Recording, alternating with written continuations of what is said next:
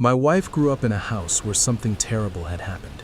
Her grandfather was murdered in an upstairs bedroom, and after that, the room was mostly used for storage for over 20 years because no one wanted to deal with it and no one in their small town could forget what had happened there.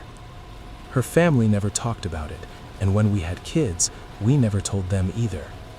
Years later, my father-in-law decided he wanted that same room turned into a hangout space for the grandkids during holidays, sleeping bags, a TV, the whole setup, and he wanted all of them to sleep in there together.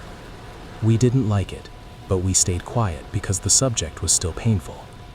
We were the first to arrive that year, and my 6-year-old went upstairs alone into that room, which he had never been in before. He usually couldn't sit still for more than 10 minutes, but after a couple of hours he was still up there, completely quiet. So I went to check on him. When I walked in, he was sitting rigid, staring straight at the TV, not blinking much, not moving. I asked if everything was okay, and he said yes. Then he asked if he had to sleep in there. I asked why not. He said, "I am not alone." Every hair on my body stood up. I told him I was right there with him. He said, "No, there is someone in here with us." I asked if they were nice or mean, a grown-up or a kid. He said, "A grown-up." I asked what they were doing. He said, "They are watching you." I reminded him he had been in that house many times before and never said anything like this. Without looking away from the TV, he said, "They don't leave this room. I've never been in here before." I asked where they were standing.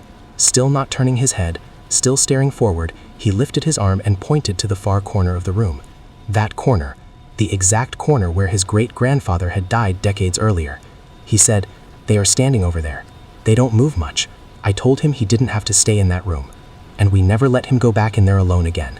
If your child pointed to the exact spot something terrible happened and they had no way of knowing, would you ever step back into that room?